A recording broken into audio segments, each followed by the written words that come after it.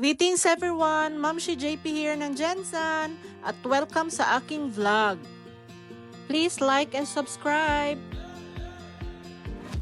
Nandito tayo ngayon sa NRT Court. Siyempre, support tayo sa game ng mga Gen Z friends natin. Kaya tara, samahan nyo ako today sa isang masayang banding at kulitan day. Let's go! Guys, mamimili tayo ng MVP sa larong to. Kaya tulungan nyo akong mag-spot ng best player ha. Abangan natin kung sino ang pinakabangi sa court. Oh, yes ma'am! Video while nagkukwento ako sa inyo. Okay lang ba? Kwentuhan muna tayo tungkol sa high school life. Walang tatalo sa saya ng pagiging estudyante sa panahon yan. Para sa akin, ito talaga ang golden phase ng kabataan.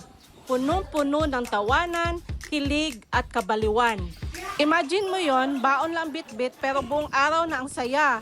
Tapos yung may crush ka sa kabilang section, grabe! Simpleng sulyap lang niya, buong araw ka nang inspired.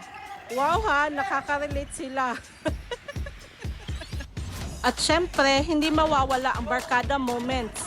Group projects na parang chika session lang, field trips na punong-puno ng kulitan, at JS prom na akala mo fairy tale.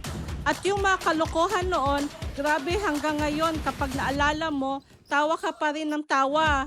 Lalo na kapag nagkikita-kita ulit ang barkada, ayun na, paulit-ulit na kwento pero tawang-tawa pa rin kayo. Parang first time nyong narinig. Agree ba kayo guys? Iba talaga ang high school vibes, di ba? Grabe guys, naalala nyo pa ba nung kailangan talaga magpaalam kay mama o papa bago makagala? Pero bago ka magpaalam, syempre, biglang bait mode on. Linis dito, hugas doon, todo effort para lang papayagan. Relate ba kayo? Kung oo, comment me, ME sa baba. Sabay-sabay tayong mga dakilang tagalinis bago gumala. Tapos, ayan na nga, sa kakagala, ubos na ang pera. Biglang napapaisip, wait lang, kakasya pa ba to sa pamasahe? Shout out sa iyo, Jerry Rose. Alam mong ikaw to. Ako lang nagsasalita pero kwento mo to, Je. Sino din ba dito ang naka-experience ng over the bakod? Kasi yung mga kabarkada ko, lahat daw sila may ganyang kwento. Eh ako, wala akong maalala. Parang, saan ba ako nung panahon na yon? Baka naman absent ako noon. Feeling ko, ako lang yung good girl ko, no? May time pa talaga na mag-overnight kayo sa bahay ng kabarkada. Tapos grabe, walang tulugan. Abot umaga sa kakulitan, tawanan at walang katapusang chika. Literal na isang gabi, isang taon ang pinag-uusapan. Sino naka-experience nito? Guys, ibang level talaga ang kwentong high school life ko noon. As in, yun na yata ang pinakamasayang phase ng buhay ko. Puro tawa, barkada, crush-crushan, at syempre mga kalokohan din on the side. Sobrang solid ng memories. Kung pwede lang balikan, di ba? Kaya ngayon, kapag may activities ang mga anak ko, game na game pa rin akong sumama. Nakakamiss kasi talaga ang high school life. At syempre, gusto ko rin masaksihan at maranasan kahit papano yung version nila ng high school journey. Ganito magmahal at mag-support si Mami JP. Present lagi, all the way! Alam nyo, swerte talaga ng mga anak ko ngayon kasi unlike tayo nung kabataan natin, kailangan pa ng pasipag, pabait, at minsan padrama para lang payagan gumala. Sila wala na nun. Hindi rin naman sila gala ng gala. At kung may lakad man, ayos na agad. Nagpapaalam ng maaga, minsan pa nga 1 week before pa.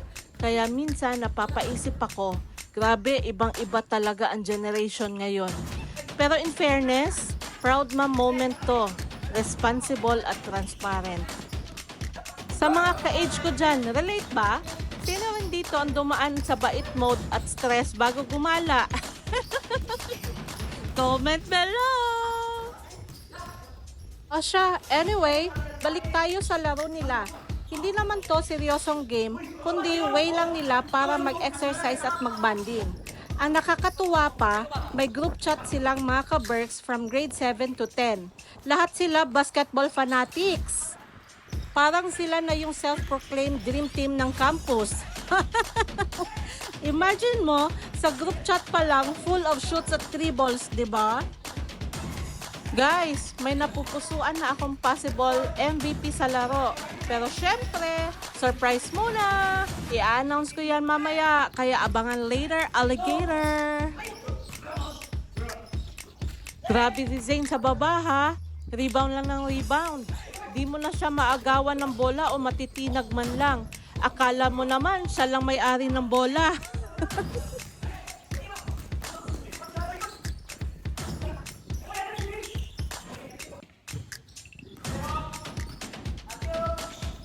Si Jensen kapag nakakita lang ng chance, swish na agad yung bola. Naku po, yung mga may crush sa kanya, di ko na alam kung anong mangyayari. Siguradong magagalit sa akin yun. Wala kayong alam. Ako lang ang may alam. Marami daw may crush sa kanya, sabi ng mga kaibigan niya. Mami, you behave ha? Just kidding, Jensen. Huwag na magagalit ha. Pasensya na kayo guys. Si Mami JP nangungulit lang. Nagdadala lang ng good vibes. Minsan kailangan din natin ng konting kulit at tawa para kahit pagod na, hindi agad magmukhang stressed. Huwag masyadong seryoso. Baka mapaaga ang wrinkles. Charot lang.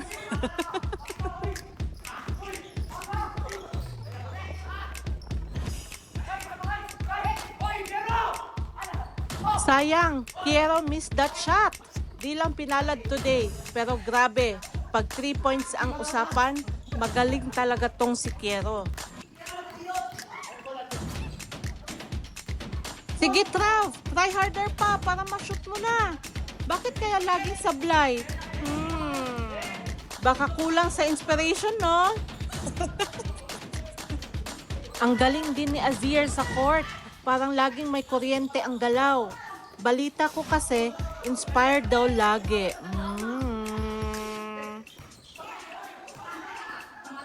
Pansin nyo rin ba yung kulitan nila guys?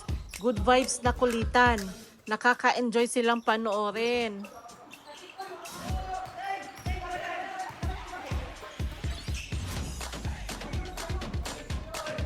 Si Jensen no, parang di nagseseryoso.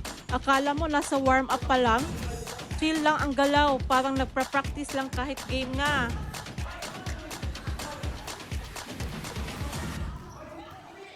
Oh, what a move, Babas! Kita nyo ba yon? Ang lakas ng galawan ha.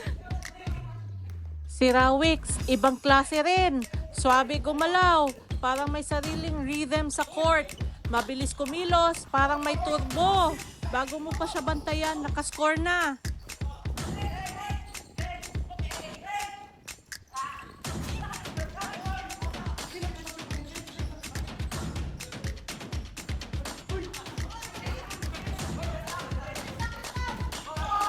Oh, what a block!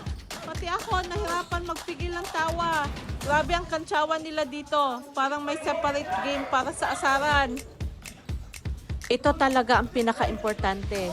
Hindi lang basta laro, kundi yung mga mahalagang bagay na natutunan nila habang naglalaro. O exercise na rin to para sa katawan. Pero higit pa doon, ito'y training din para sa puso at pag-uugali.